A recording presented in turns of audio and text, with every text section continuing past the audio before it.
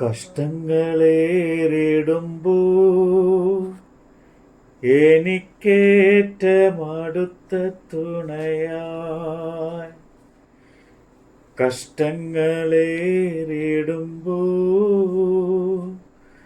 എനിക്കേറ്റമടുത്ത തുണയാ. ഘോരവൈരിൻ നടുവിലവൻ മേശ നമുക്കൊരുക്കുമല്ലോ, മേശ നമുക്കൊരുക്കുമല്ലോ. വിശുദ്ധ യാക്കോബിന്റെ ലേഖനം അധ്യായം 4. നിങ്ങളിൽ ശണ്ഠയും കലഹവും എവിടെ നിന്ന്? നിങ്ങളുടെ അവയവങ്ങളിൽ പോരാടുന്ന ഭോഗേച്ഛയിൽ നിന്നല്ലയോ? നിങ്ങൾ കലഹിച്ചിട്ടും പ്രാപിക്കുന്നില്ല. നിങ്ങൾ കൊല്ലുകയും അസൂയപ്പെടുകയും ചെയ്തിട്ടും ഒന്നും സാധിക്കുന്നില്ല. നിങ്ങൾ കലഹിക്കുകയും ശണ്ഠയിടുകയും ചെയ്തിട്ടും യാചിക്കായ കൊണ്ടും കിട്ടുന്നില്ല. നിങ്ങൾ യാചിക്കുന്നു എങ്കിലും നിങ്ങളുടെ ഭോഗങ്ങളിൽ ചെലവിടേണ്ടതിന് വല്ലാതെ യാചിക്കൊണ്ട് ഒന്നും ലഭിക്കുന്നില്ല. വ്യഭിചാരിണികളായുള്ളവരെ, ലോകസ്നേഹം ദൈവത്തോട് ശത്രുത്വം ആകുന്നു എന്ന് നിങ്ങൾ അറിയുന്നില്ലയോ? ആകയാൽ ലോകത്തിന്റെ സ്നേഹിതൻ ആകുവാൻ ഇച്ഛിക്കുന്നവനെല്ലാം ദൈവത്തിന്റെ ശത്രുവായി തീരുന്നു. അല്ലെങ്കിൽ തിരുവെഴുത്ത് വെറുതെ സംസാരിക്കുന്നു എന്ന് തോന്നുന്നുവോ? അവൻ നമ്മിൽ വസിക്കുമാറാക്കിയ ആത്മാവ് അസൂയയ്ക്കായി കാംക്ഷിക്കുന്നുവോ? എന്നാൽ അവൻ അധികം കൃപ നൽകുന്നു.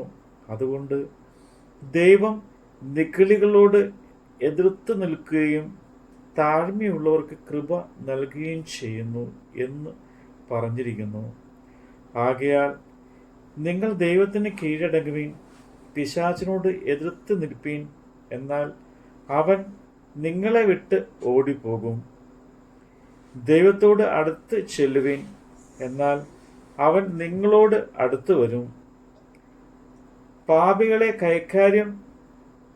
കൈകളെ വെടിപ്പാക്കുവീൻ, പാപികളെ കൈകളെ വെടിപ്പാക്കുവീൻ. ഇരു മനസ്സുള്ളവരെ, ഹൃദയങ്ങളെ ശുദ്ധീകരിപ്പീൻ, സങ്കടപ്പെട്ട് ദുഃഖിച്ച് കരവീൻ. നിങ്ങളുടെ ചിരി ദുഃഖമായും സന്തോഷം വിഷാദമായും തീരട്ടെ. കർത്താവിന്റെ സന്നിധിയിൽ താഴുവീൻ, എന്നാൽ അവൻ നിങ്ങളെ ഉയർത്തും. സഹോദരന്മാരെ, അന്യോന്യം ദുഷിക്കരുത്. തൻ്റെ സഹോദരനെ ദുഷിക്കുകയും വിധിക്കുകയും ചെയ്യുന്നവൻ ന്യായപ്രമാണത്തെ ദുഷിക്കുകയും ന്യായപ്രമാണത്തെ വിധിക്കുകയും ചെയ്യുന്നു. ന്യായപ്രമാണത്തെ വിധിക്കുന്നുവെങ്കിൽ നീ ന്യായപ്രമാണത്തെ അനുഷ്ഠിക്കുന്നവനല്ല, വിധിക്കുന്നവനത്രേ. ന്യായപ്രമാണ കർത്താവും ന്യായാധിപതിയും ഒരുവനേ ഉള്ളൂ. രക്ഷിപ്പാനും നശിപ്പിക്കാനും ശക്തനായവൻ തന്നെ. കൂട്ടുകാരനെ വിധിപ്പാൻ നീ ആർ?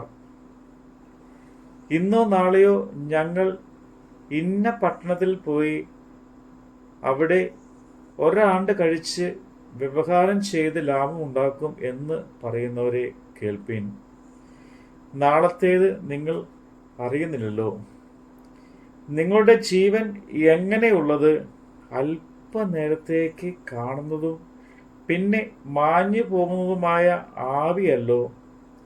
കർത്താവിന് ഇഷ്ടമുണ്ടെങ്കിൽ ഞങ്ങൾ ജീവിച്ചിരുന്ന് ഇന്നിന്നത് ചെയ്യും എന്നല്ലയോ പറയേണ്ടത്. നിങ്ങളോ വമ്പ് പറഞ്ഞ് പ്രശംസിക്കുന്നു. ഈ വക പ്രശംസ എല്ലാം ദോഷമാകുന്നു. നന്മ ചെയ്യുവാൻ അറിഞ്ഞിട്ടും ചെയ്യാത്തവന് അത് പാപം തന്നെ. നമ്മുടെ കർത്താവിൻ്റെ വചനമാണ് നമ്മൾ കേട്ടത്. ഭാരത്താൽ വലഞ്ഞിടിലും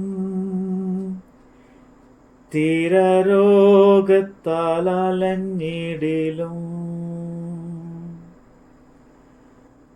ഭാരത്താൽ വലഞ്ഞിടിലും ചീരാരോഗത്ത അലഞ്ഞിടിലും പിളർന്നിടുമൊരടിപ്പിണരാ തന്നിടുന്നു രോഗസൗഖ്യം, തന്നിടുന്നു രോഗസൗഖ്യം.